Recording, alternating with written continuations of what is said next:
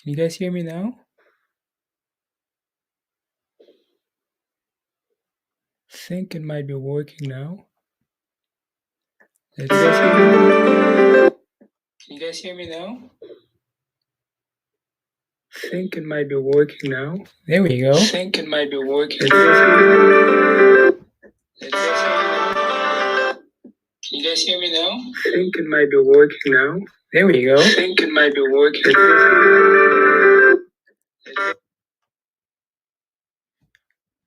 Perfect. Let me see.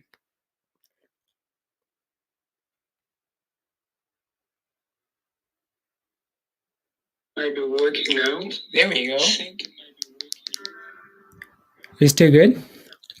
Let me know if we're still good. Let me know if the sound is still good.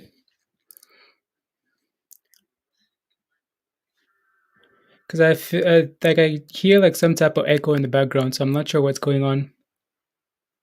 Let me know if the sound is still good, please. And thank you.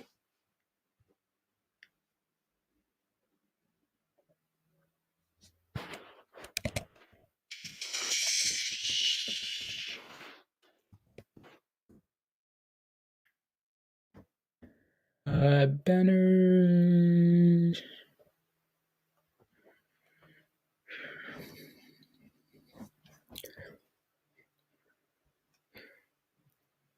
I'm still waiting for a few people to join, but do you guys have any tickers you'd like me to cover before we get it started? Any tickers you'd like me to go over? If you're in holding any positions, if you'd like me to go over them with you, please let me know.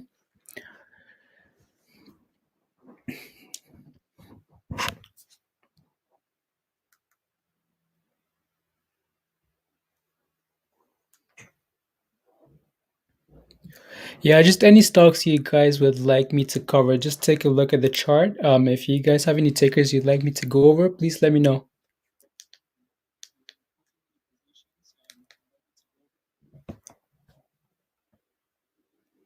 Phew. Anyone? Any stocks you'd like me to cover before we get into all the BlackBerry nonsense?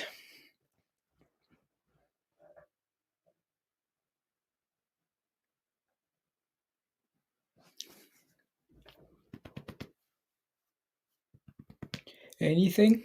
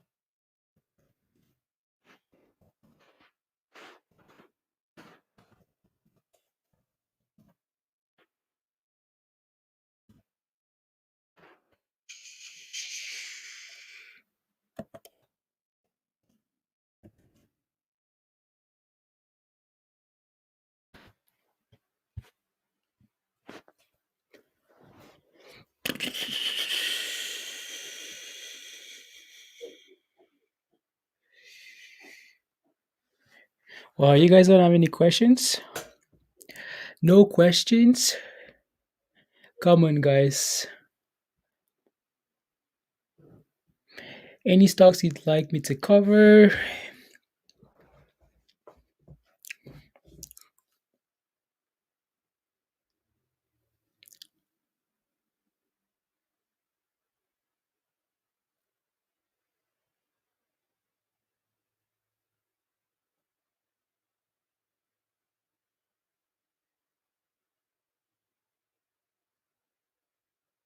Anything?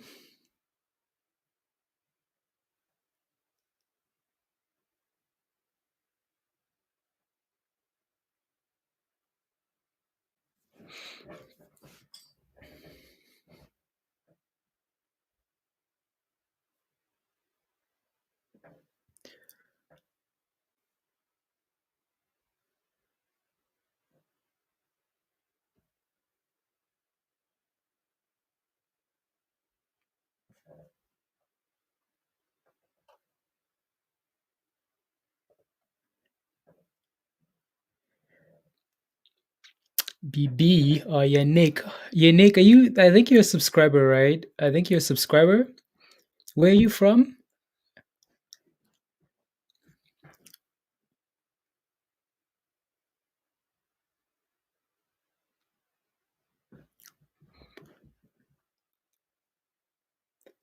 Where? You're okay. Perfect. Canada. Okay, okay. Perfect. Perfect. I know we're gonna take a look at the earnings report and everything, but I just want to just take a look at a few charts, just as an introduction, right? Before we get into all the BB numbers, I just want to just look at a few charts. Where in Canada are you? In by the way, Yannick, where in Canada are you from?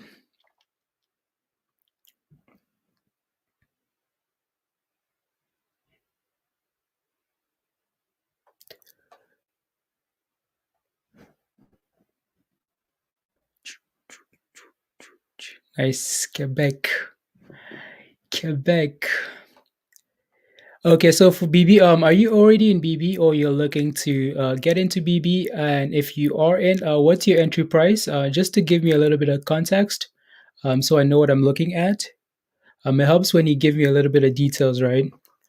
Just so I'm not just spitting out like random levels for you to pay attention to. If you're already in BB, what's your entry price? If you're looking to get in, please let me know.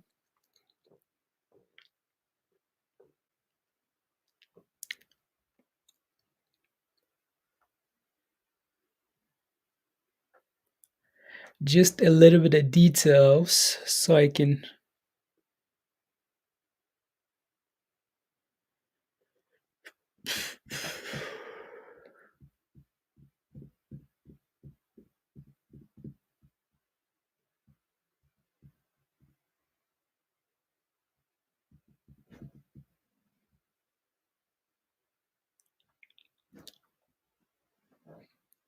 But yeah, so as you can see, BB, there's really good support here at this $8.83 level. So right here, as you can see, like we broke above this level here all the way in.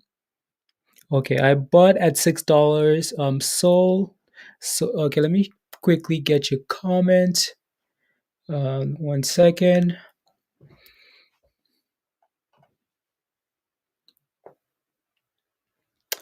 Let me quickly get your comment right here.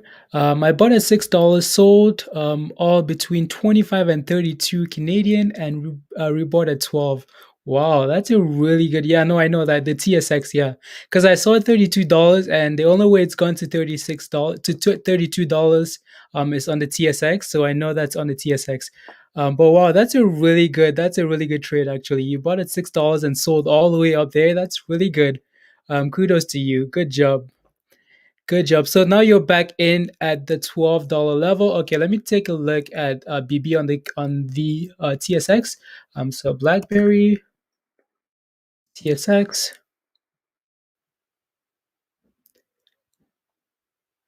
TSX TSX. Okay, so when did you buy this recently? Because it seems like it's around the $12 level right now, right? Obviously it's gapping down overnight, so we're gonna see where it opens up tomorrow morning. But yeah, because of the earnings, right? So for BlackBerry TSX, so let me just quickly take a look at this. Like the chart isn't great though, right? As you know, it's below the 50-day moving average. So the 50-day moving average is this pink line right here. So we're below the 50-day moving average. We're below the 10-day moving average. We're coming up to the 200-day moving average, right? So we're gonna have to see where it opens up tomorrow morning. We can't really get a whole lot of information on the TSX for where it's trading overnight, where it's trading after hours. So we're just gonna have to wait and see for tomorrow morning. But we had this support right here at $11.21, as you can see. And we're just gonna quickly put a line right here so you can. Just a visual example for you. So right here, right?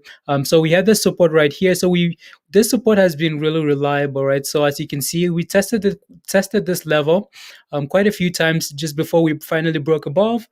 So I bought at around $13 in March and 12 on Monday. Okay, perfect.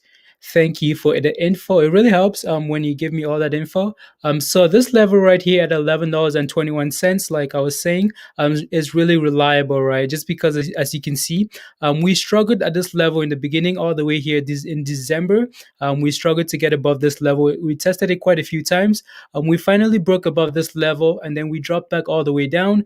We held this level right here, and then we've been holding this level quite consistently until the earnings report came out overnight, right? So we're gonna see where it opens up tomorrow. That's all we can do now, right? Hopefully there's a bounce. Hopefully it holds this 200-day moving average around this $9.16 level. If we can hold this level, or even if we can break it and then close above this level, most importantly, is the close. If we can close above this $9.16 $9.16 level, that would be a really good sign. That's what I've been looking for, BB. Yeah, just let me know if you have any more questions, right? So that's what I'm looking for on BB. Like I like BB. Honestly, I don't know why the stock is performing so poorly. Just because I know what the company is worth. I know what they're shifting to. I think most people are still stuck on the fact that these guys are still selling cell phones and things like that, but they're not. They're one of the most advanced technology companies, AI companies. So I'm not sure why they're performing this poorly. What do you think about earnings today? Earnings? Okay, yeah, I'm gonna take a look at the earnings. So let's just shift over to the earnings actually. So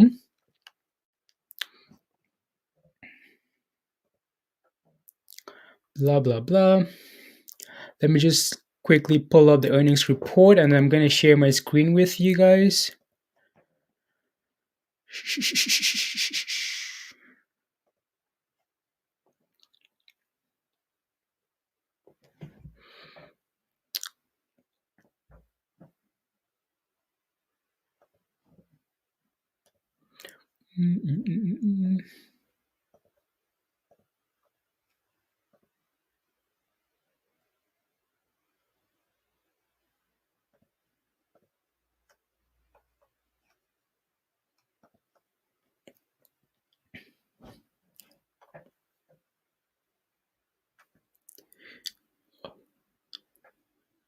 So I'm just gonna read the earnings report actually, and then I'll summarize when I'm done reading this. So I'm just gonna go through and read what it says.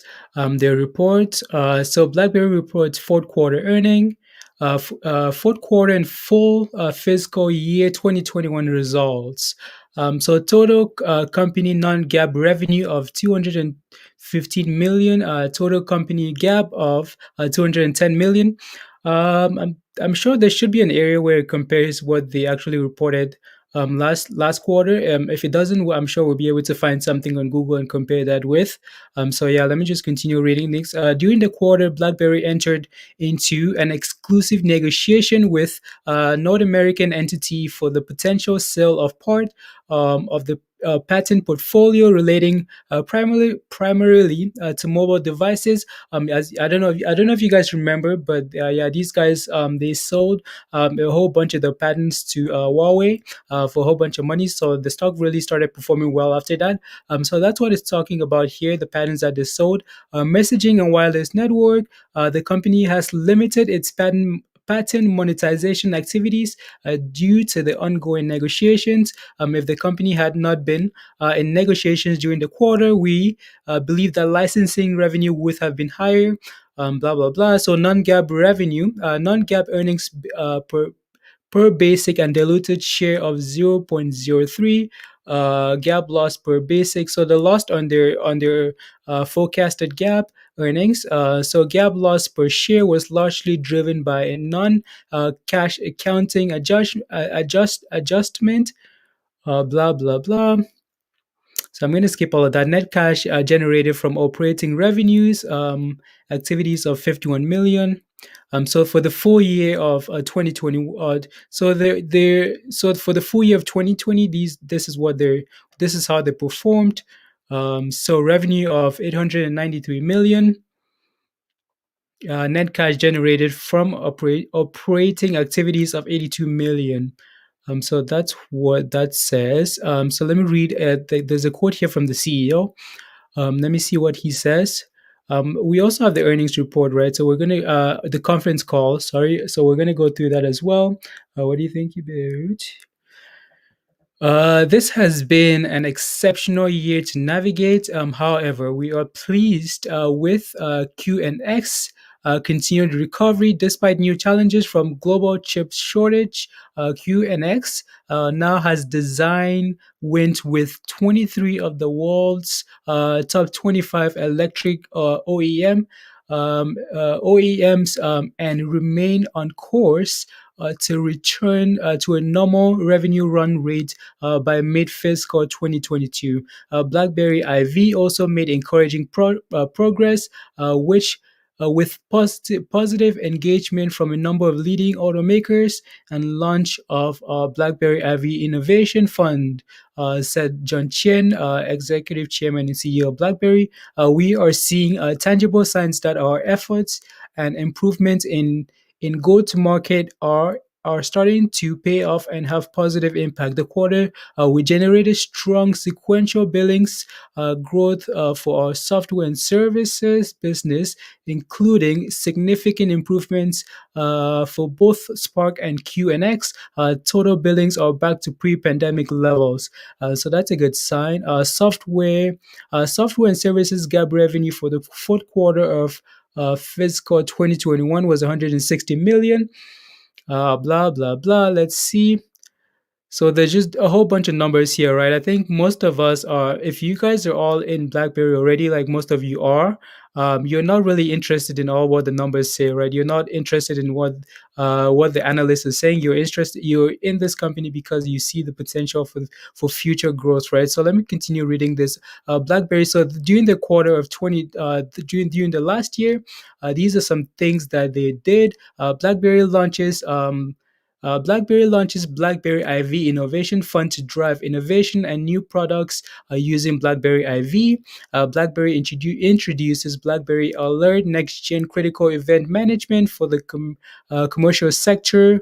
BlackBerry QNS has design wins with 23 of the world's top 25 electric vehicle OEMs, who together have 68% of the EV market.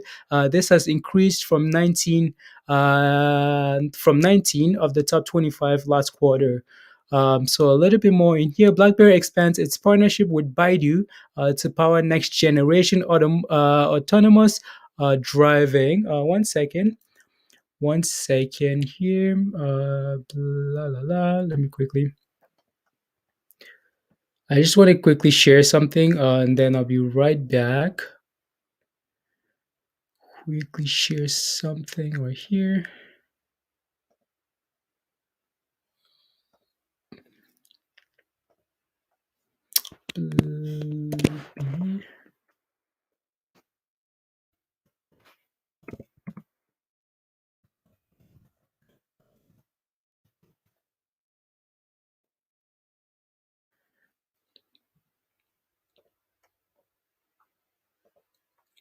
Are you guys following along? Please let me know.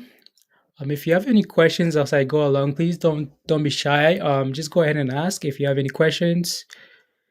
If you guys are following along, please let me know. I just want this to be as interactive as possible, right? So guys, please let me know if you guys are following along. If you have any questions, please let me know. Just type in yes if you're following along. If you don't have any questions, yeah, just type in yes so I can continue.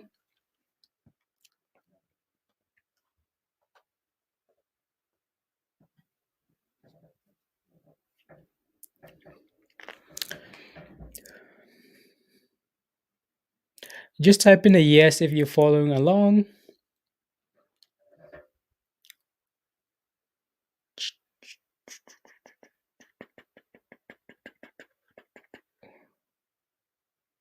Are we good? Yeah, just type in yes if you're following along. Again, we're just going through the BlackBerry earnings report.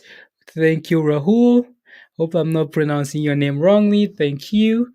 So I'm just going to continue reading the report.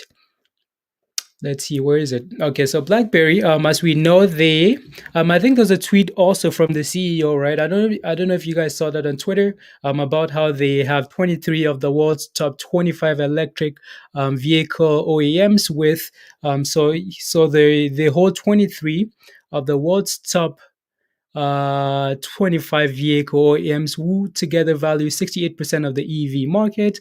So blah blah blah. So BlackBerry expands its partnership with Baidu to power next generation autonomous driving technology. That's a pretty big deal, right? Having I know they have a deal with Amazon. I think I'm gonna get to that later in the video. But yeah, so that's a pretty big deal. That they have a partnership with Baidu. Baidu is a pretty big company, right? As you guys know. So let me continue reading here. Scania, Scania. I'm not quite sure who Scania is. I might need to look into this just to see what the company does. Scania chooses BlackBerry QNS as the safety critical operating system and hypervisor in its next generation of heavy goods vehicle. Sony announces at CES that its Vision S car will use BlackBerry QNS. That's a pretty big deal as well, right? So they have a deal with these guys. BlackBerry has a deal with Baidu, Sony, Amazon. They have some pretty big partnerships that they have in place. So that's a really good. That's a pretty big deal. So BlackBerry and IBM integrate BlackBerry Protect, BlackBerry Optics, and IBM Q Radar. Again, that's another big name on the list, right? IBM. They have a deal with IBM as well, so that's another big deal. BlackBerry QNS, Black channel communications to be used in Motional's driverless platform. I'm not sure who Motionals is as well. BlackBerry QNS working with Android open source projects for virtualization in automotive digital cockpits. So that's another big deal.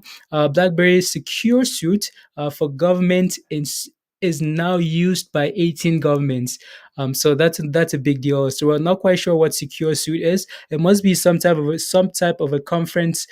Some type of a conference security software that they're using. BlackBerry Jarvis named best in breed tool to protect mission critical software supply chain. So that's really good as well. BlackBerry 2021 annual thread report uncovers not quite sure what they're trying to say there. COVID-19 exploitation, not sure. BlackBerry named a leader in 2021 IDC Market Space UEM report. And then the company outlook. So there's a conference call. I think that should be available now. Here, let me quickly see if I can pull that up. Let me quickly see what there was a conference call earlier today. So let me quickly pull that up for you guys.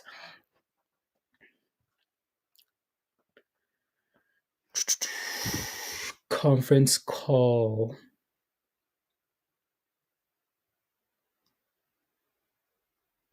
I know there's a number that I have to dial to pull up the conference call reports.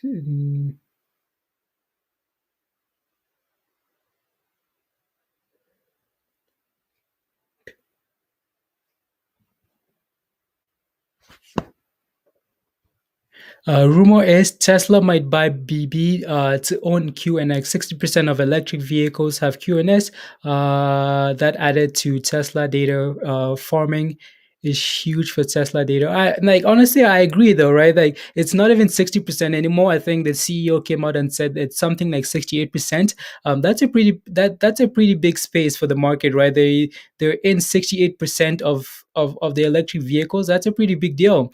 And like I honestly did not know why the stock is performing so poorly. Like we have stocks that just wake up and run 200% every day. The stocks that have no value. So I'm not sure why this stock is not performing very well. So let me pull up the conference call.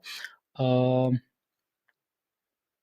where did I put that? The conference call. BlackBerry conference call.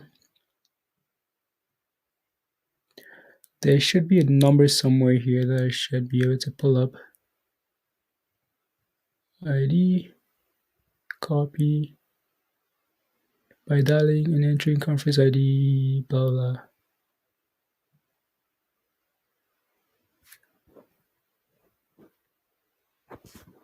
No, like I honestly like BlackBerry, and like I think the stock should be worth a lot more than it is right now. Hopefully these earnings, the gap down from the earnings, like really gonna provide us with like a really good entry level. If you're not already in, or if you're looking to average down as well. I love it. I love it. Let me see here what you're saying. I loved it when the CEO said he won't dilute the shares to keep money in the bank. Yeah, that's a really good point as well. Like they're not going to, as much as I think the shares are down so much just because this quarter they lost about something, like I think it was something I saw that earlier. They lost about 315 million. Just from expansion, right? That's a huge amount of money. So it's really good that they're not going to be diluting just to raise more money. So that's really good. So yeah, that's a really good point as well. Thank you. Any proof of the rumor Tesla is interested? I know, yeah, like I know, yeah, like we don't really have any proof. The market is a whole lot of speculation. Sometimes there's truth to it, but yeah, I'm not sure if Tesla is really interested in them. But yeah, I just know that people should be like looking at the company. I don't know, Amazon. Like if we're talking about rumors, Amazon might be looking to like maybe buy these guys out as well, right? So we don't know. Let me see.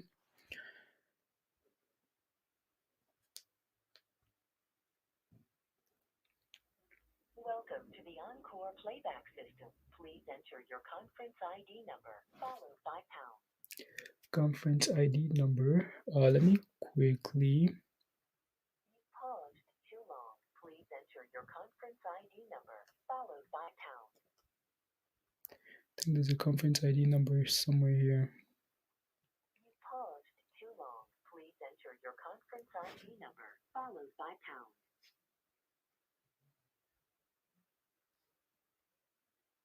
You paused too long. Goodbye. You paused too long. Goodbye.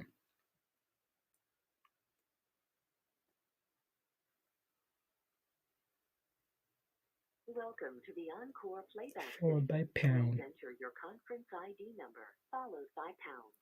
4884474 pound.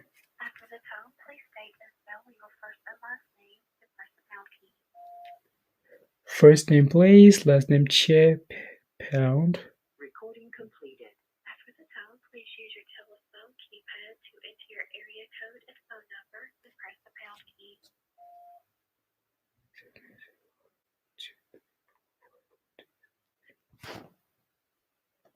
I don't know. It's such a just a rumor, right? There's such a long process just for me. You did not enter the correct number of digits. A correct response must be between 1 and 10 digits long. After the tone, please use your telephone keypad to enter your area code and phone number and press the pound key.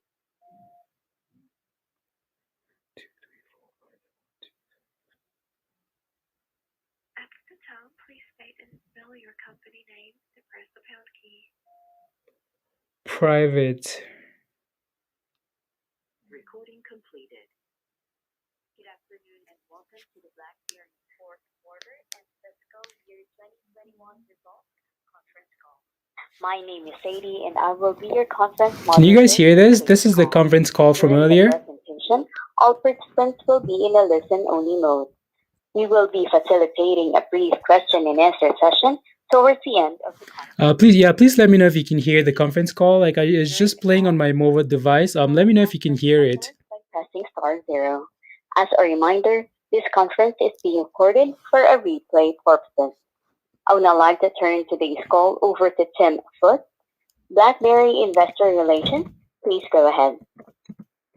Thank you, Sadie. Good afternoon and welcome to BlackBerry's fourth quarter fiscal 2021 earnings conference call. With me on the call today are Executive Chair and Chief Executive Officer John Chen and Chief Financial Officer Steve Ray. After I read our cautionary notes regarding forward-looking statements, John will provide a business update and Steve will review the financial results. We will then open the call for a brief Q&A session. This call is available to the general public via call-in numbers and via webcast in the investor information section at blackberry.com. A replay will also be available on the BlackBerry.com website. Some of the statements we'll be making today constitute forward-looking statements and are made pursuant to the safe harbor provisions of applicable US and Canadian securities laws. We'll indicate forward-looking statements by using words such as expect, will, should, model, intend, believe, and similar expressions. Forward-looking statements are based on estimates and assumptions made by the company in light of its experience and its perception of historical trends, current conditions, and expected future development. So they're just the guy's just going through their disclaimer, right? Obviously, they're just going through what they're going to go through over the conference call. If you guys want to stop at any point, just let me know, and then we'll just continue with whatever we're going through. Just chat BB, right? So if you guys want to stop listening to the conference call at any point, just let me know. Including the COVID-19 pandemic. You should not place undue reliance on the company's forward-looking statements. The company has no intention and undertakes no obligation to update or revise any forward-looking statements except as required by law. As is customary during the call, John and Steve will reference non-GAAP numbers in their summary of our quarterly results. For reconciliation between our GAAP and non-GAAP numbers, please see the earnings press release and supplement published earlier today, which are available on the EDGAR, CEDAR, and BlackBerry.com website. And with that, I'll turn the call over to John. Thanks, Jim. Tim. Sorry. Thanks, Tim. Good afternoon, everybody, and thank you for joining us today. I'll begin with three headlines for the quarter. The first headline is licensing. This quarter, we entered into an exclusive negotiation with a North American party for the sale of the portion of the company's patent portfolio primarily related to mobile devices, messaging, and wireless networking. BlackBerry would retain rights to use these patents. Patents associated with the company's strategic software and services business, including Spark, QNX, IV, secure communication, and critical event management, will continue to be owned and managed by BlackBerry. The company has not yet reached a definitive binding agreement, and negotiations are ongoing. The company limits its licensing activities in the quarter due to the negotiations and because of accounting rules, which Steve will explain later. This results in licensing revenue being lower than expected. The second headline is software and services. This quarter, we saw a slight sequential revenue improvement for Spark and a continuing recovery for BTS. BTS had a good quarter despite vehicle production headwinds from the global chip shortage. Software and services billings grew strongly and are now back to the level of a year ago. The third headline is BlackBerry IV. Discussion with automakers and tier ones are progressing well, and I'll touch on some of the exciting developments later. Now let me get into the more details. BlackBerry reported total company revenue of $215 million, 215. Software and services revenue was $165. Licensing and others was $50 million, 50. Gross margin was 73%. Earnings per share was positive 3 cents. Cash generated from operation came in at $51 million. Total ending cash and investment as of February 28 was $804 million. I'll now turn to our business commentary, starting with software and services. Our ongoing strategy is to safeguard the Internet of Things with intelligence security. We achieved this by combining our 30 years plus of security expertise with newly acquired technologies such as Cylance AI and machine learning. We currently serve the market in two different ways. The first is to provide cybersecurity for enterprise, particularly large, highly regulated verticals such as government, financial services, and healthcare. Here we protect endpoints, networks, and communications with our zero trust architecture. The second is to embed technology to provide safety and security to the endpoint. Here, our focus is currently largely on automotive. Again, a very large, fast-growing market. Starting from a QNX install base of over 175 million cars on the road today, QNX and Ivy, in partnership with AWS, have significant growth opportunities.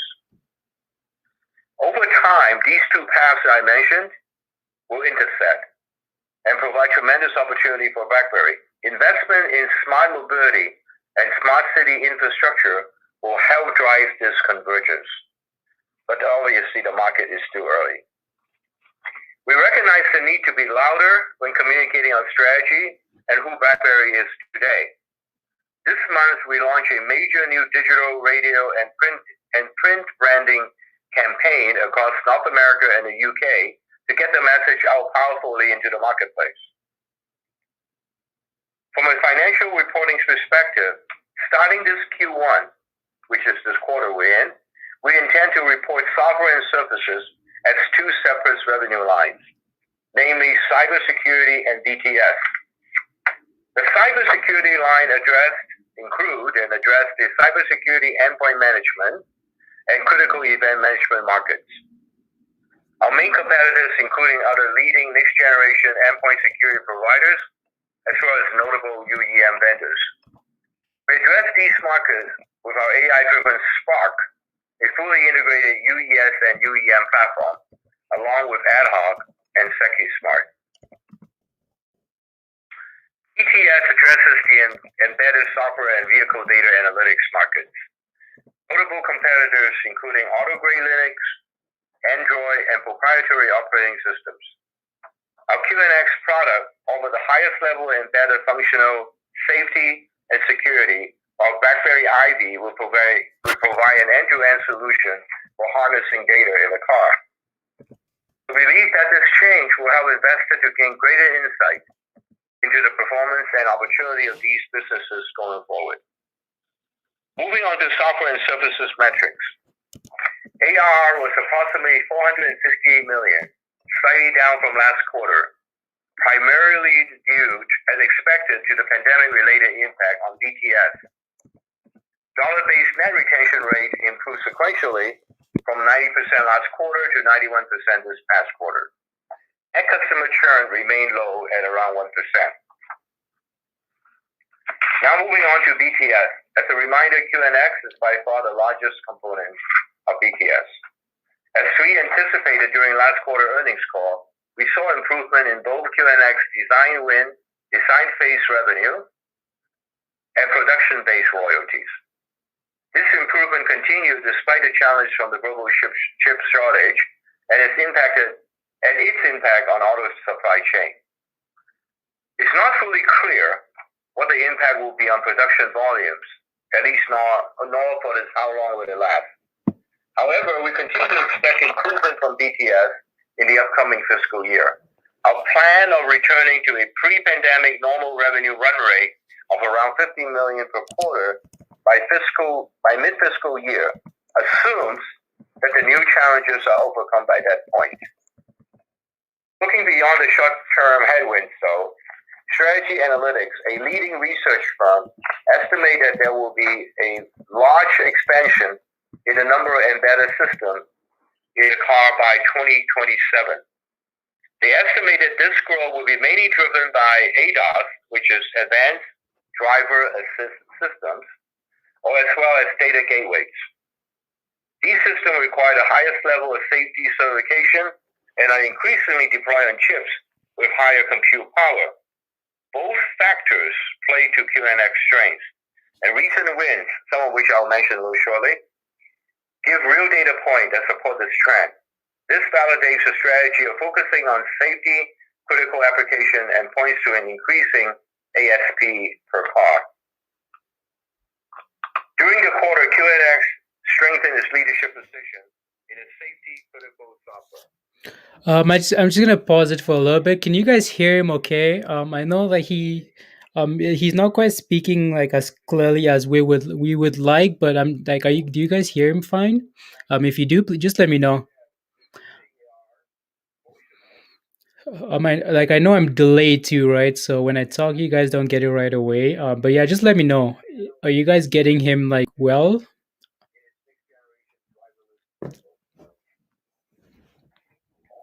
Baidu announced that their machine map, a critical component of autonomous driving, will also be built on QNX and designed into the new energy ion models from GAC, which happen to be a leading Chinese electrical vehicle automaker. These announcements demonstrate that QNX is at the heart of latest vehicle technology. Don't worry, Mister 1, 2, 3, 4, 5. I'm gonna get to your question. I'm gonna get to your question. I just want to I just want to quickly get through the conference call, right? Just to see if there's any value in it. Just get to the Q&A part as well. I'm gonna get to your question though, but yeah, like I said, do you guys hear him okay? Heavy-duty trucks. Overall, in the quarter, QNX has 25 design wins, with 9 in auto and 16 in general embedded market, or JAM. The auto wins were predominantly ADAS and digital instrument cluster designs. The JAM wins include a mail processing control system for UPS for USPS, United States Postal Service, a connected manufacturing plan system from GE, and next generation eye surgery equipment from a leading medical device company. We are delighted to report that now we have design wins, with 23 of the world top 25 electric vehicle OEMs, who together represent 68% of the global EV production. This is an increase, by the way, from 19 of the top 25 last quarter, with recent wins including Toyota and Honda. In the recent reports, Deloitte estimated the CAGR, compound annual growth rate, for global EV growth, the sales, will be around 29% over the next 10 years. And QNX is well positioned to benefit from this growth. Let me now provide you with an update on IVY. Since the announcement in December, the response from OEM has been very positive. We have held many discussions, many workshops with a number of leading automakers, and are pleased on how these discussions have progressed so far. Many use cases have already been discussed, showing the potential of this platform once creative app developers are able to build on it. Most of these use cases are being developed under NDA and can be shared right now. However, one we can share is the Right to Repair initiative. Gartner, the leading analyst, has identified BlackBerry IVY as a potential solution to the problem of safety and securely sharing standardized vehicle data with repair shops without compromising either vehicle safety or the OEM's IP. To support the development of the app ecosystems, this quarter we made an investment to grow the IVY R&D team. This includes starting an ecosystem development group led by a new executive joining us shortly from a major OEM. We recently announced the creation of an IVY Innovation Fund. The fund will drive use case innovation and adoption of IVY by startups. We intended to start with a $50 million investment in the fund. Portfolio company, by the way, will also have access to up to $100,000 in AWS credit, as well as insight and guidance through the AWS Activate program, a program that has already helped develop hundreds and thousands of early-stage startups. We're also soon to unveil an IVY Advisory Council designed to shape and advise the IVY development community, focused on defining vertical-specific use cases. Among the first names to have already signed up are leading insurance company, technology company, as well as telcos. Their input will complement the auto industry expertise provided by the top OEMs and Tier 1. Following our IVY announcement, major players such as Ford and Google, as well as Bosch and Microsoft, and announced commitments to the vehicle data market. Because IVY is hardware, operating system, and cloud agnostic, we do not see these announcements our competition. or as competition, but rather opportunity for IB to partner and add value. The vehicle data analytics market is both large and growing. McKinsey, in their monetizing car data report, estimate that the TAM, the total available market, will be in the region of $450 to $750 billion per year by 2030. We recognize that this market is going to be competitive, but we feel very well positioned. While we are already working with OEM, in October, we expect to release the early access version of IB. We also expect to start shipping the product in February of next year. Now moving on to Spark. As a reminder, we launched our new Spark Suites in May and the Cyber Suites in October. Pipeline for our Spark Suites grew strongly sequentially. The typical sales cycle is given 9 months, so we're expecting a good second half for the fiscal 22. We continue to have success in upgrading our UEM install base to Spark, adding Unified Endpoint Security or UES. This year, we will start focusing on new logos for the Cyber Suite. Across Spark, we start to see strength in both renewal and upsell in our key verticals. Let me share some names with you, some wins. These included Q4 businesses with IRS, United States Department of Commerce, the Qatar Development Bank, the Scottish Government, as well as the Scottish Police, London Metro Police Services, the U.S. Marine Corps, as well as Bell Canada, just to name a few. On the service front, I must mention that none of our Guard MDR managed service customer were negatively impacted by the recent SolarWinds breach. While I'm on that subject, the Hafnia state-sponsored attack on Microsoft Exchange Server identified early this month was an example of threat actors leveraging patch vulnerabilities. The script control of our EPP product, Protect, has demonstrated we can safeguard customers from this threat. Optics, our EDR product, provides additional protection. We're excited about 2 upcoming products that will launch and are an important part of our extended detection and response, or our XDR strategy.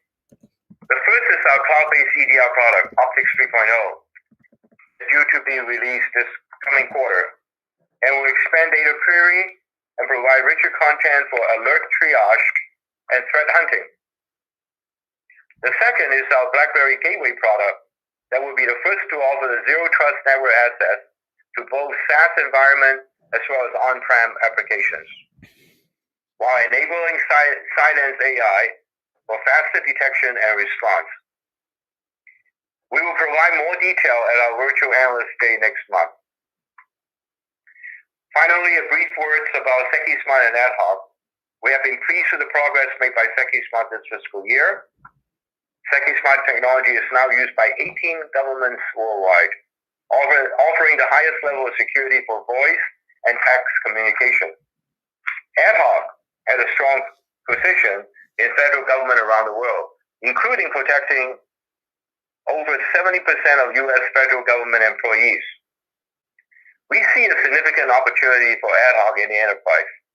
And following the quarter end, just most recently that is, we announced a new BlackBerry Alert product. Alert is built on our critical event management expertise in the public sector, but with the additional features tailored to the needs of the enterprise, such as integration with Microsoft Teams and ServiceNow.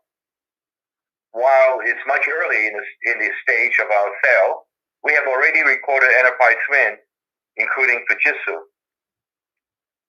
I'll now turn the call over to Steve to provide more details about our financial performance. Steve? Thank you, John. My comments on our financial performance for the fiscal quarter will be in non-GAAP terms unless otherwise noted. Please refer to the supplemental table in the press release for the GAAP and non-GAAP detail. Please note that starting in the first quarter of our new fiscal year, we will no longer adjust GAAP revenue for deferred revenue acquired. This means that GAAP and non-GAAP revenue will be the same going forward, and comparatives will be conformed accordingly. We delivered fourth quarter non-GAAP total company revenue of $215 million and GAAP total company revenue of $210 million. Fourth quarter total company gross margin was 73%. Our non-GAAP gross margin includes software deferred revenue acquired but not recognized of $5 million and excludes stock compensation expense of $1 million. Fourth quarter operating expenses were $140 million. Our non-GAAP operating expenses exclude $32 million in amortization of acquired intangibles, $22 million in impairment of long-term assets, primarily due to rationalization of real estate due to the transition to remote working models, $16 million in stock compensation expense, $3 million for software deferred commissions expense acquired, and $258 million fair value adjustment on the convertible debentures, which is a non-cash accounting adjustment largely driven by market conditions. Needless to say, this is due to the exceptionally high volatility and trading volume in the company's shares during the fourth quarter. Fourth quarter non-GAAP operating income was $18 million, and fourth quarter non-GAAP net income was $16 million. Non-GAAP earnings per share was 3 cents in the quarter. Yeah, I'm not gonna lie. This stuff it's quite boring though, right? I'm just gonna leave that on the side for a little bit. Once they get back to the Q&A section, then we can go back. But yeah, so like, do you guys have any questions? Any questions about what you've heard? Any questions at all? Please let me know. If you have any questions, please let me know. Professional services comprising the balance.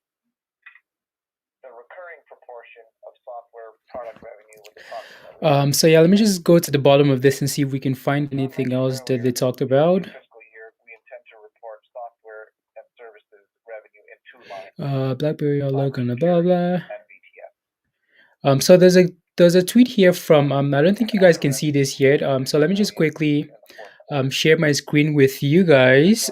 So 1 second. There's a tweet here from John Chen, the CEO. I'm sure you guys have seen this already, but I'm just going to share it again. Let me just quickly share my screen. John Chen, Twitter. Share. 1 second. Chrome tab and boom. Now moving to our balance sheet and cash flow performance. Okay. Total cash equivalents, and investments were $804. Okay, yeah. So this is a tweet from the CEO, right? Like you guys have seen this already. So now BlackBerry now has design wins with 23 of the top 25 electric vehicle OEMs, up from 19 of the top 25 last quarter. So they had 19 last quarter, and then now they've moved up to 23 of the top 25. So that's a pretty big deal, right? So let me see what this picture says. Automotive industry leader. Let me see if how well you guys can see that. Automotive industry leader, 68% electric vehicle market design wins with 23 of the top 25 EV OEMs, 290 plus automotive programs, 45 plus automotive manufacturers, seven of top 7 automotive tier 1s, number 1 vehicle operating system. So that's a pretty big deal. These guys have their number 1 vehicle operating system. So the software, right? So their QNX software is number 1. So 175 million plus cars connected and secured. 9 of the top 10 automotive OEMs. So that's a pretty big deal. These guys are in 175 million plus cars. So that's a really big deal. Let me see what else is on this on John Chan's page. Let me see if he says anything else about BlackBerry. Blah blah blah. BlackBerry automotive. So they won an award here. The automotive gold winner in 2021 Cybersecurity Excellence Award. we know that already, right? Like BlackBerry is a pretty big company when it comes to cybersecurity. Most people are still caught up in the fact that these guys are still with cell phones. So I'm not sure why. I'm not sure why. So let me see what else it says here. Let me just actually go to the BlackBerry Twitter page. Team BlackBerry. Let's see if he tags them at all here. At BlackBerry. So this is the BlackBerry Twitter page. Our security system started over 35 years ago with mobile devices. Learn how our intelligent security can make everything more secure. Let me see. Let me see what you guys are saying. Let me see how many cars out there currently have IV. Yeah. So as we saw, like your question, right? So like they 175 million. That should answer your question. The stock is -8% now. Any predictions on how the price will when the market open? One second, I'm going to do a little bit of technical analysis. What's Let me quickly show this. For hard, I'm going to do a little bit of technical analysis a little bit soon. So, any news on the Facebook settlement money? There's no news yet. No news yet that I know of for that what they're doing with that money or what's going on with that. They kept everything pretty tight-lipped. So I'm not sure if that was required by the court that they should keep all of this stuff tight-lipped. But I'm not sure. How much did they miss the target by Jake Chen? It wasn't a miss. So it wasn't a big deal. The issue was, Jake, that their operating revenue. So the money that they spent for the operations there to expand, they lost about 300 and something million. So that's a pretty big deal, right? For them to lose that much, but they used that money to expand and move more into cybersecurity. So that's why the stock is performing as poorly as it is in after hours. So it's not necessarily because of the loss, right? So the times where a company would report earnings and miss and still go up just because of the forward guidance. But in this case, they're performing so poorly. So they're performing poorly because of their expansion. The money they spend to expand is pretty big. So they, yeah, 300 and something million to expand. So that's why they're performing so poorly. So they as we were listening to the conference call before, they're going into the Q&A section now. So if you guys want to, let's listen to a few of the questions, and then we're just gonna come back and then just take a look at the chart, right? Question, we have Mike Walkley from Canaccord. Mike, your line is open. Good afternoon, Mike. Hey, John. Congrats on all the busy year for you guys. I guess the first question for me is just trying to understand the licensing negotiations a little better. Should you complete the sale, is this the vast majority of your portfolio and you won't have any licensing revenue going forward? Is it really the whole portfolio, or is it just a portion of it? Just trying to gauge that. Well, it's a major portion of our portfolio. As I said, we cover three major areas: cellular, wireless communications, and networking. Things that. Oh, Jake, it's good. Like it's gonna dip. It's gonna dip. It seems like it's gonna dip for sure, right? As you can see already in after hours here, it's down something like 8%. So yeah, it's gonna dip for sure. It seems like. So yeah, like I'm probably gonna look to buy as well.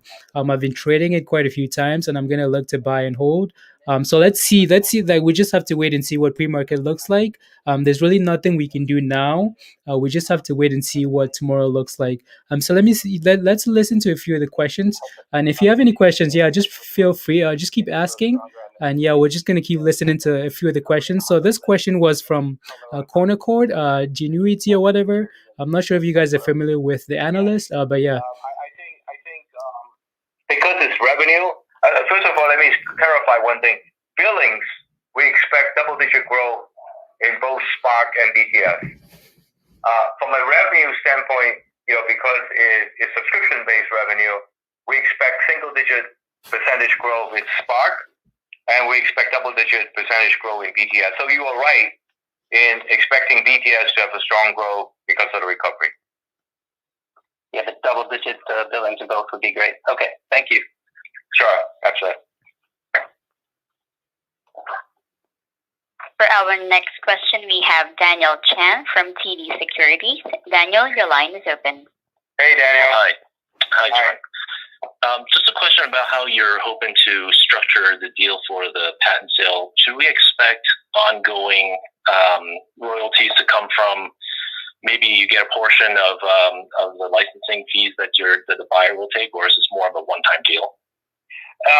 There is a majority of the deal will come in one time early, but there is a tail that goes on.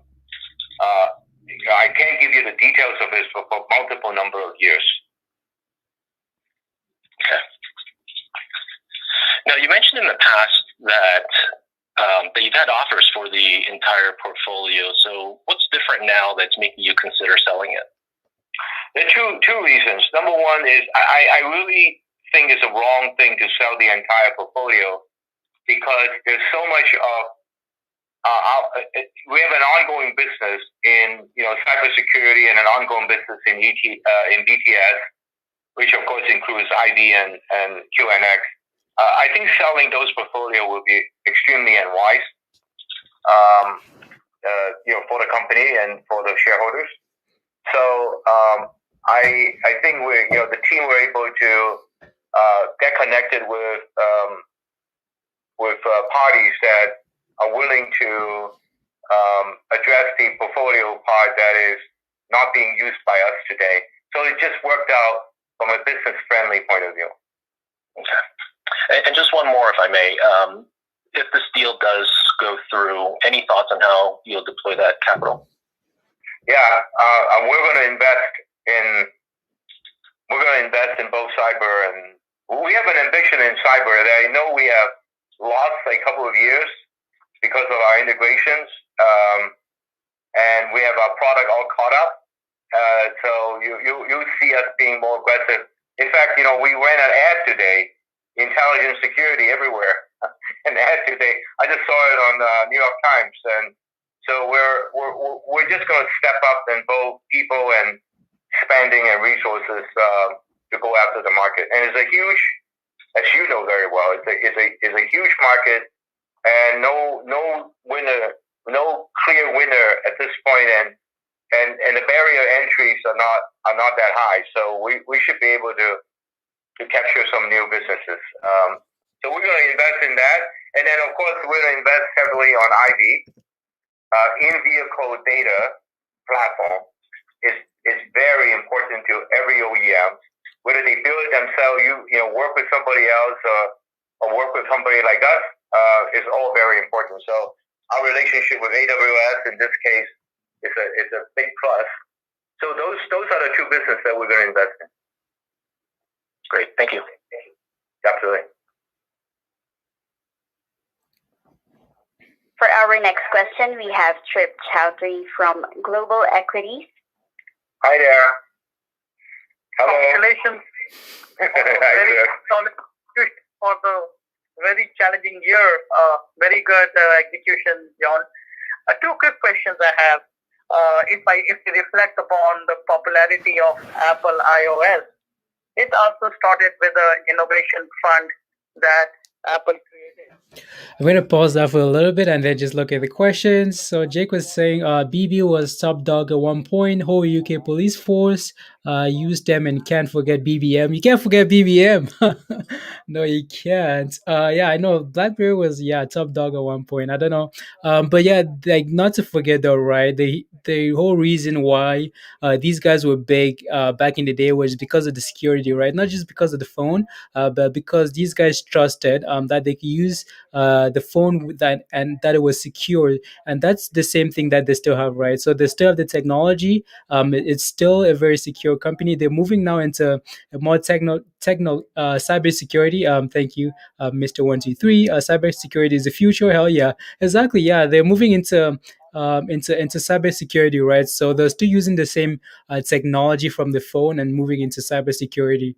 So For your company is if you could not just provide the money like what Apple did, but also provide So I think the guy that's asking the question now, he's comparing BlackBerry to Apple because I think Apple has some type of QNX technology as well. So he's just comparing them to that. One of those startups that would make your company completely, it's little speculative, but it could be a much better strategy that Apple had with its iOS platform. Any thoughts you may have? Then I have a follow-up question. Okay, great, Trev. Thank you.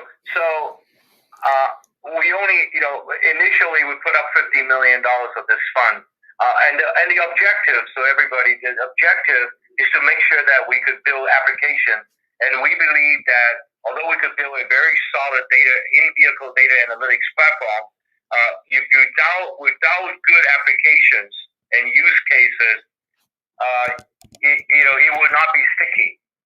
Will not be adopted. I think there are a lot of companies that could build data platforms, maybe ours more secure, XYZ, and so forth. And having a partner like AWS helps, but at the same time, it won't get the stickiness. So I didn't want to learn, the experience or learn the lesson twice. So this is important that early on I start up the enablement group that go after applications, that we build some ourselves.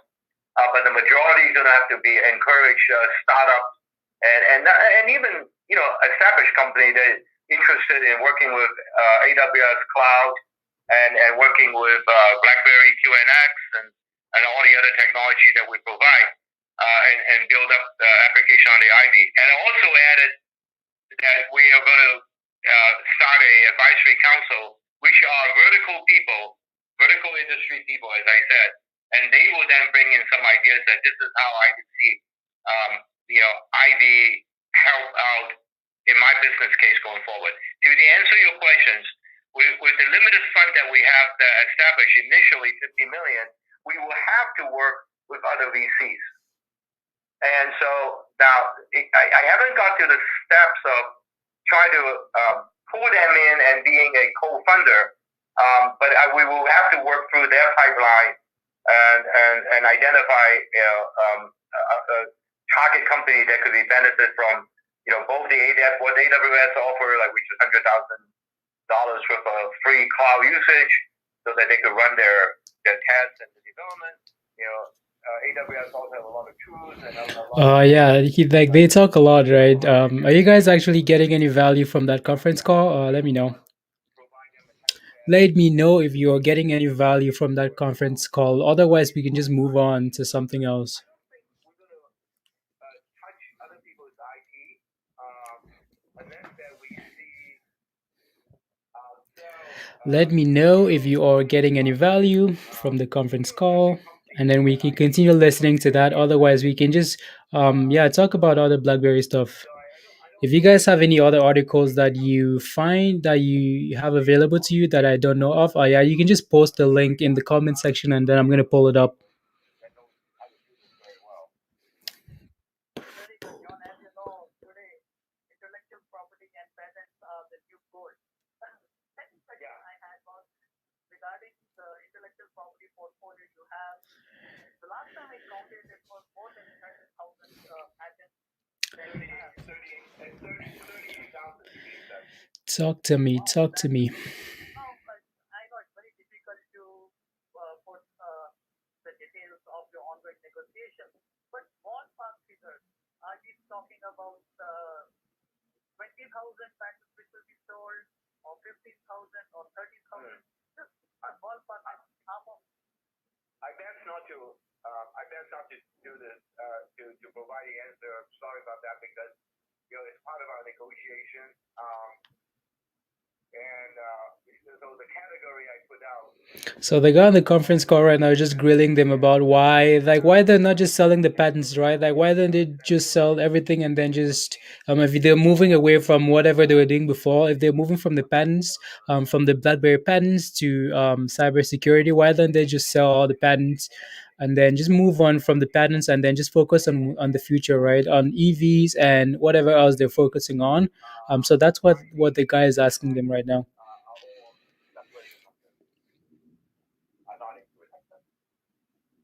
I think I had my questions answered. All the best and looking forward Thank you, sir.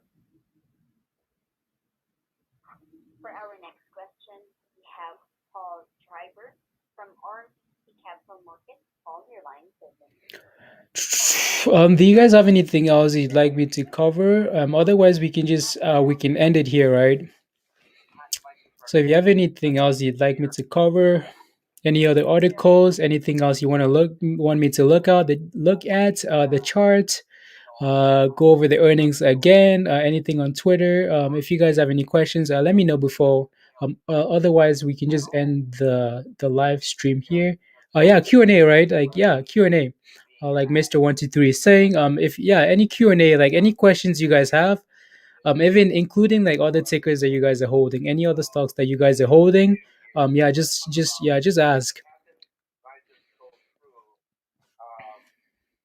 sale goes through, we will report a one-time gain of a reasonably big number, followed by a tail of a tail of up to 7 years. Any Q&A? So it will not go away to zero.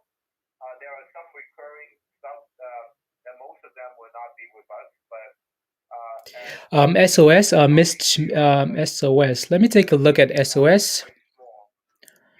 SOS. I don't think it's on my list here. I might need to add it. Let me take a second here to take a look. SOS. I thought I had it on my list, but maybe not. SOS. So SOS. But yeah, before I answer your question, are you already in SOS? Like, are you holding, or are you looking to get into SOS or anything? You just let me know. If you're already holding it, if you're looking to get in, if you're already in, what's your entry price? Just let me know. Okay, so you're in SOS. Just let me know then. Like, what's your entry price? What's your plan? What are you looking to do with SOS? And then I'm gonna take a look at the chart for SOS.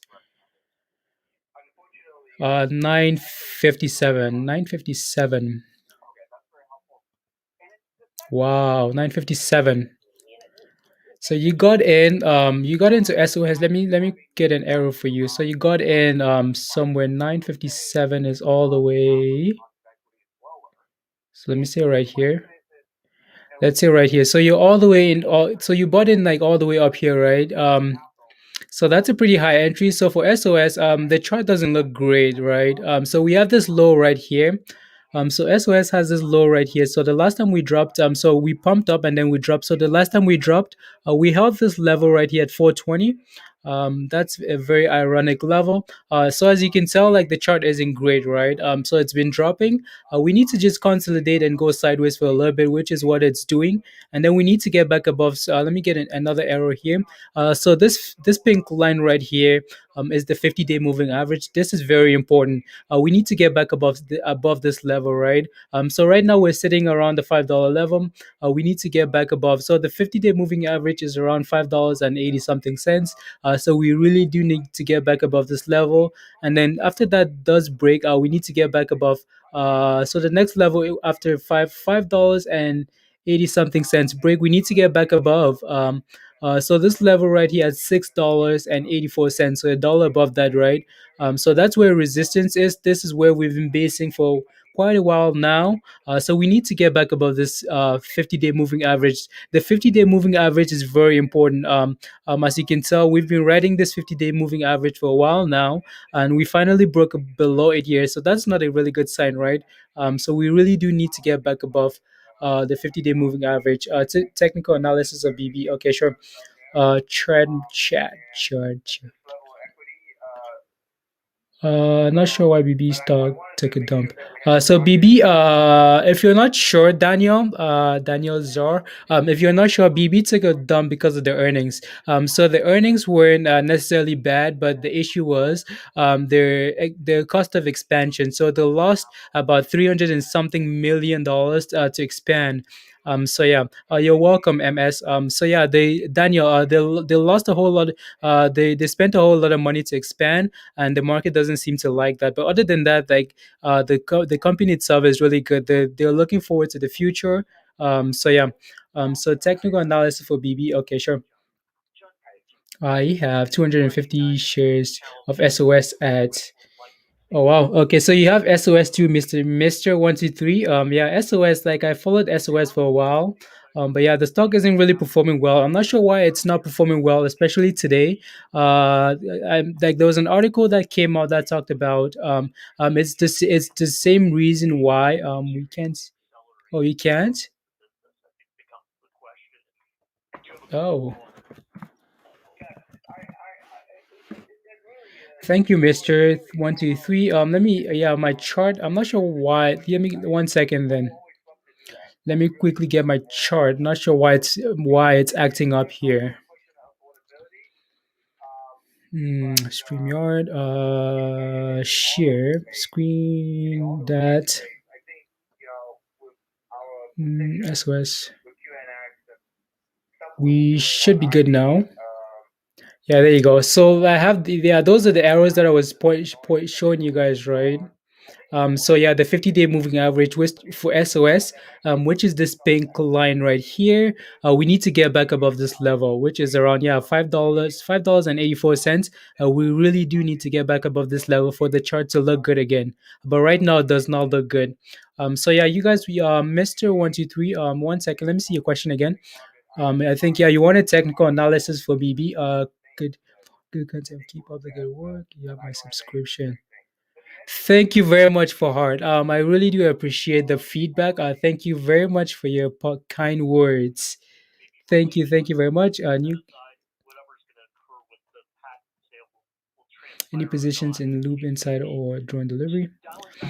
Yeah. Again, thank you very much for heart for your feedback. Let me do a little bit of technical analysis for BB. So BB again, like we looked at this earlier. So as you can tell, like we were holding this without this earning report. This 1 second. I think let me take a look at the BB chart for the US instead of the Canadian side. So again, it looks very similar, right? So we have this support right here around the $8.83 level. As you can tell, this was before we broke above it right here. This level was quite a good resistance level. So we tried to get back above this level. We failed at this level for quite for a few months. We failed to get back above this level, and then we finally got back above this level, and then we pumped all the way to the $28 high. You guys remember that? And then we came back all the way down to test the $8.82 level, right? So we tested it right here, and then also right here again, right? So we were holding this level quite good before the earnings report came out. So we're looking to gap below here in after hours. I'm not sure where it's at in after hours right now. Someone said it was down about 8%. So we're down all the way. So the level we should be paying attention to. So we have this 200-day moving average right here, around $7 and let's say 14 cents. So we have 1 second. Let me actually take a look and see what BlackBerry is at here in after hours. 1 second. BB. Okay, so we are sitting around $8.58 here in after hours. So we're sitting around $8.58, 58 cents. So we're sitting around $8.58. So we're sitting around this level, right? So it's not a huge gap up. Again, that's quite fair though, right? Just because the earnings are not that bad. People are just taking advantage of this to maybe get in and buy into this. But yeah, so the earnings are not that bad. Again, we have to wait until tomorrow pre-market to really see like a more reaction, see how the stock really reacts in pre-market, and then we can give it a fair judgment. But yeah, so again, we have this support right here at $8.82. If we can get back above this level, that would be a really good sign. But yeah, if that doesn't hold, and if we keep going down, we have the 200-day moving average right here, which is this black line, all the way down here at $7.14. So that would be the next level I pay attention to for BB. Anyone taking 1 year prediction? 1 year prediction for BlackBerry. Honestly, like I don't know. I think in my 1 year prediction for BB would be a little bit biased. I hope the company can really execute on what they're projecting. Right. I think the company is really bad in terms of like putting themselves out there and really like showing people what they're about. Like for example, if you see guys like who can I really like quote? Like people like Elon Musk, all those guys are on Twitter all the time, just talking about the company itself. And BlackBerry doesn't really do that well. Not a whole lot of people know what BlackBerry did. Like people are not quite sure what BlackBerry still does. So a lot of people still think BlackBerry. Do you live every day? Every day? Do you come live? No, this is actually my first live stream. I'm gonna try and do these quite more frequently. So if you're interested, let me know. Let me know, MS. If you're interested in more live streams, and then I'm gonna do them more often. But I just do mostly pre-recorded videos, right? I don't do I'm not quite live often. So, again, my 1 year prediction for BB. Let's say I want to go quite high, but I just want to be I don't want to be too optimistic just because the stock itself isn't really performing. Okay, yes, please. Okay, yeah, sure, MS. I'm gonna try and do these more often. I'm gonna see what my schedule is like and see if I can do these more often. Again, my 1 year prediction for BB. Let's break the 52-week high. So back a month ago, we went all the way to $28. Let's say we get back about $28 for my 1 year prediction for BlackBerry. We could possibly, yeah, we should be able to get back there. That's an easy level for it to get. 1 year bear bull, 1 year bull for sure, bull for sure. As especially after these earning results, right? Like it's dropping. It's dropping. So yeah, bull for sure. Bull. What are you Mr. 123? Are you a bull or a bear for your 1 year? Let me know. Are you a bull or a bear for your 1 year prediction?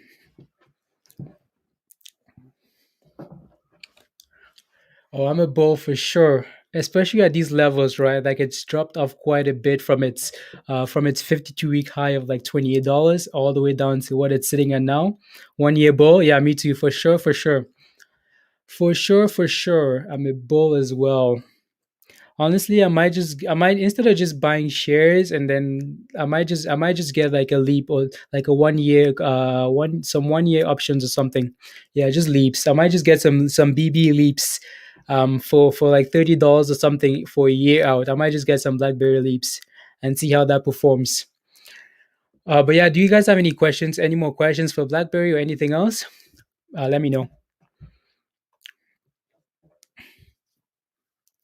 Bull for sure.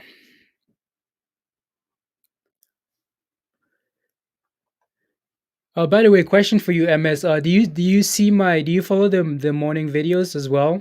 Do you follow the morning videos? Let me know because I do the morning videos almost every day. Let me know if you follow those videos as well, or if you're just interested in the live.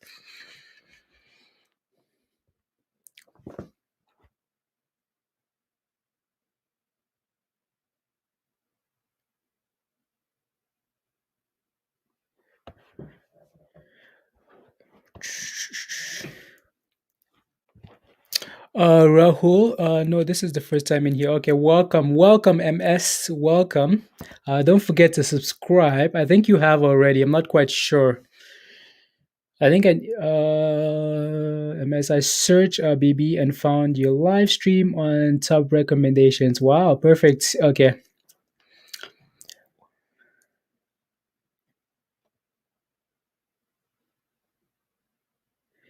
Perfect.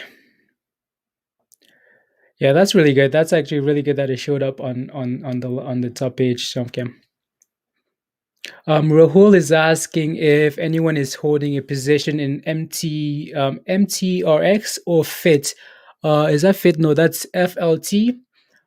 So that's what I did. Search BB. Okay. Okay, yeah, that's good that it's showing up then. Thank you guys. Anyone holding a position in MTS? What's MTRX? And by the way, what's MTRX? Are you holding those as well? Let me know. That's what I did. Search BB.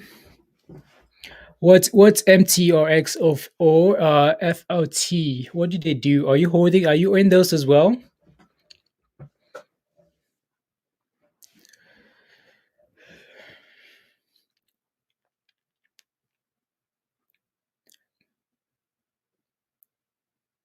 Yeah, I'm now. Yeah, honest. Yeah, Mister 123. Like I've never heard of. Yeah, those. Yeah, I've never heard of MTRX. I've never heard of those. Not sure what MTRX is.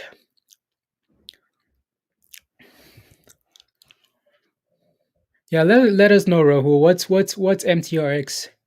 And are you holding? Yes, they are. The okay. MTRX, they are a Canadian penny stocks that find great potential. Okay, MTRX. Let me take a look at MTRX then and see what they do. MTRX. Metrics. I think. Oh, Loop Insights. So Loop Insights. Let's see what they do. Loop Insights. So Loop Insights engages in the delivers. Why does this engages in the delivers informative artificial intelligence automated marketing. So they engage in delivering automotive. Uh, that's yeah. They like the whole sentence is really very funny.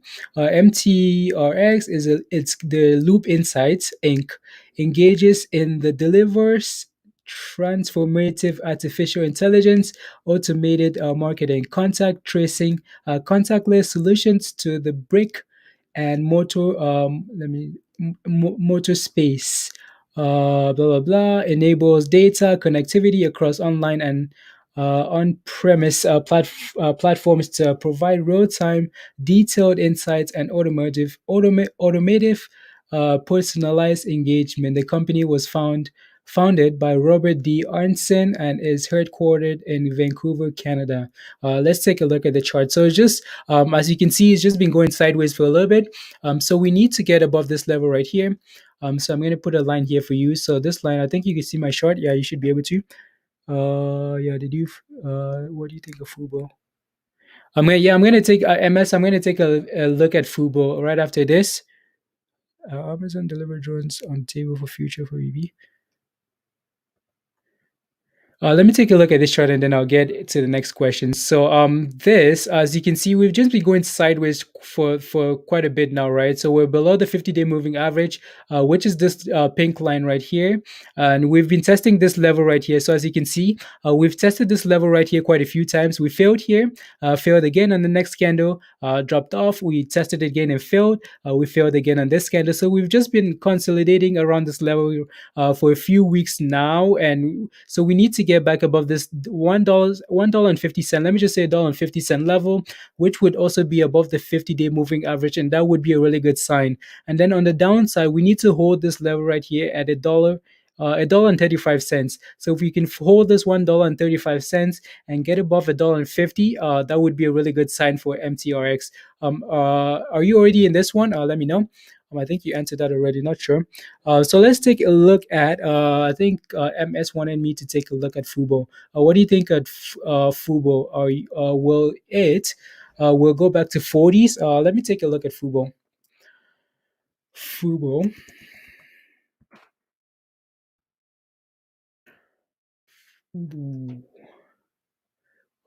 Yeah, like Fubo doesn't look great, right? So just taking a look at the chart as well. Let me see if I can find a downtrend on this one. So let me put the line right here and let's see. Actually, let me go all the way to the top here.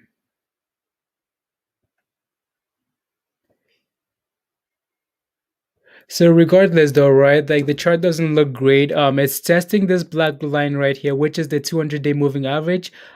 This line needs to hold. I think it managed to close just above the 200-day moving average. So that's a start. But yeah, the chart does not look good at all. We need to stop pushing up and get back above $26. So $26 is so $26 is right here. So yeah, so the next level resistance for Fubo is $26. If we can get above $26 and get back above this downtrend right here, and then that could be a start to the move to 40. But yeah, as of right now, the chart does not look great. So that's my take on Fubo. So what else do we have here? Are Amazon delivery drones on the table for future of Boo Boo? For BB, most likely, right? The Amazon already has a partnership with BlackBerry, and if they're looking to do security for Amazons, because those drones could get hacked and get those deliveries could go to the deliveries need to be secure, right? So BlackBerry, they're working with Amazon in terms of security, right? So, yeah, so I can see that in the future, maybe, but at this point, it's just speculation, right?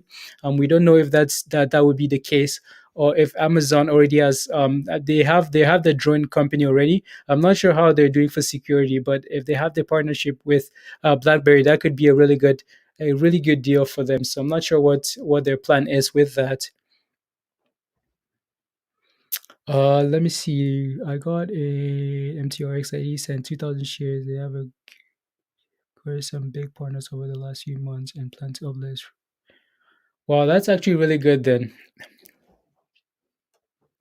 Yeah, so I got into MTRX at 80 cents, 2,500 shares. So that's a really good position. Yeah, so that it looks really good. Then you're in a really good position then for MTX. So going back to MTRX, yeah, so you got in all the way down here, right? All the way down here before this massive run up right here. Did the best thing would have been to take some profits, like cut half of it, and then see what it did, and then you could be buying back here. But nonetheless, right, you're in a really good position. So hopefully it just holds at least above $1 and then just continue and then get back up. But yeah, you're in a really good position for MTRX. Especially with the amount of shares that you're holding, a fairly sizable position. Yeah, and it's actually really good that they're looking to uplist. Okay, the plan to uplist before fourth quarter. So that's a big deal as well. So that's really good. That's really good news for you then. I'm sure when they actually file the uplisting news, it's gonna pump the stock up quite a bit. So that's really good.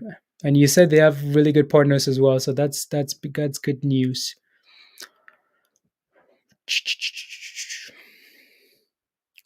Any last questions before we end the stream? Any last questions?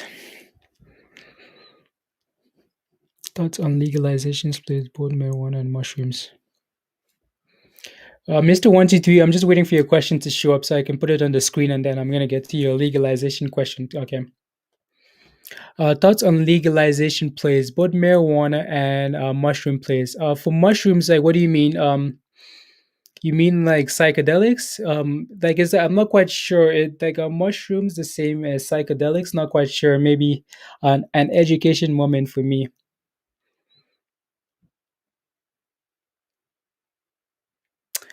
And also, like, I haven't really been following the whole legalization play, especially in the US, right? I know for Canada, especially in Canada, I don't know if you guys remember, when they legalized in Canada, it was supposed to be a whole big deal, but then that day turned out to be like the day that everything turned for the Canadian MJ space, right? So the stocks just started going down from there. But yeah, so for legalization in the US, I think that would be like a bigger deal, just because, like, just for example, like a state of California is, you can compare that to like all of Canada, right? So legalization in the US will be a bigger deal, and the stocks should perform better. But yeah, we're still waiting on that process, right? We haven't heard anything from like the Biden administration. They ran on that premise that they wanted to legalize and things like that. But yeah, we haven't really heard anything what's going on with the whole process. So we might just have to wait and see. Yes, Oregon just legalized. Okay. So Oregon just legalized. Okay. Oregon just legalized psychedelics. Okay, that's a big deal. I don't know if you follow MindMed. So I think I have MindMed on my list. These guys are a psychedelic company. I don't know if you follow these guys. I think I think is that the Canadian? No, this is the US symbol. Do you follow this one, Mr. 123? MindMed. That's the one I follow for psychedelics. Mind Medicine. Yeah, so take a symbol mine MMED.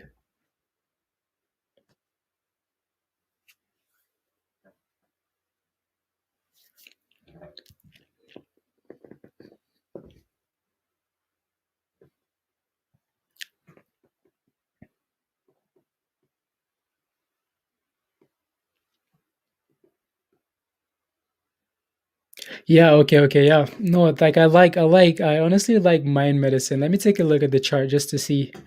So as you can see, we have the support level right here at $2.86. So this level right here, right? So we broke below this level today, but we managed to close above it. So as you can see right here as well, so we tested this $2.86 level right here. We held it. We tested it right here. We held it. We broke below this level yesterday. And we went right back above. We went below it again today, and we held it again. So that's a really good sign. But the chart, it's in somewhat of a downtrend right now, right? Obviously, as you can tell. So we like the best thing to do would let it go sideways for a little bit and then start curling back up. So something like this, right? So we go sideways for a little bit, or something like this even. So it start giving you signs that it's about to curl up, or something like this right here, right? So we go down and then we start curling up a little bit, and then that gives you a signal that okay, it's starting to go back up. Yeah, so it needs to stop going down before it can go back up. So that's what I'll be, because if you buy right here, you just be guessing right that it's gonna hold the support right here and go back up. I don't know if it's worth the potential risk reward. Yeah, like you just need to have a plan, right? So let me go back to your question. Risk to reward, right? So you just need to make sure you have a plan in place for MindMed. Just have a plan, just have a stop loss or something, right? So for example, if you're looking to take a gamble, you can set your stop loss a few cents lower, right? Just because if we break below this support, if we break below this support right here, there's no telling, we might be looking to go back all the way down to $2, right? Just because that's where the 200 day moving average is, around $2.07. So if this breaks and doesn't hold, we might be looking to go back all the way down to $2. So just be careful. Yeah, so risk to reward, it's better to wait for it to start curling back up instead of just bottom fishing and hoping that it goes up here.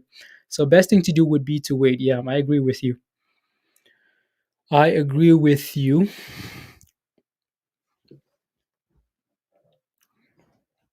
Mhm. Great content. Thank you. Do more live streams. Yeah, thank you guys for hanging out with me. I'm gonna try and do more live streams. Yeah. So 1 second, let me quickly post a link to my chat group in here, and then you guys can come in there as well, and if we can talk about live streams in there as well, and then I can always come on here. I'm gonna try and do more live streams. Let me get a link for you guys though. Where is that stuff? Right here.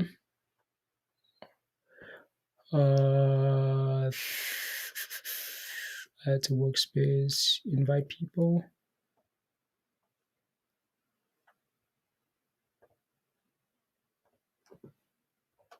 So here is a link. You can just copy that. So here's a link to my Slack group. You can copy that and then come join me in Slack. So if you have any questions, I can answer your questions all day long. But yeah, so here's the link. Again, thank you guys for hanging out with me and chatting about BB and anything else. Yeah, let's do this more often, right?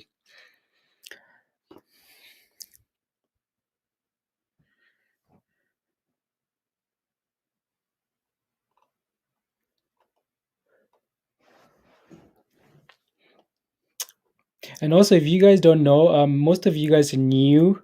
Again, like I do videos every morning. Like just those ones are just pre-recorded videos, right? So, just top performing stocks in the morning, and then yeah, those ones are just pre-recorded pre-market videos. So those ones come out like 30 minutes before the market opens.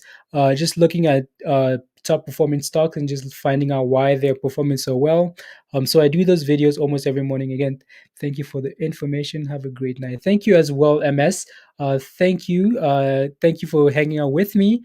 Also, again, I'm going to try and do more as you requested. I'm going to try and do more live streams. Again, like follow the link, come join my group, and we can talk about live streams day and when. when's a good time for you guys to do live streams? We can do this a few nights a week, I guess. Yeah, so let me know when's a good night for you guys for live streams.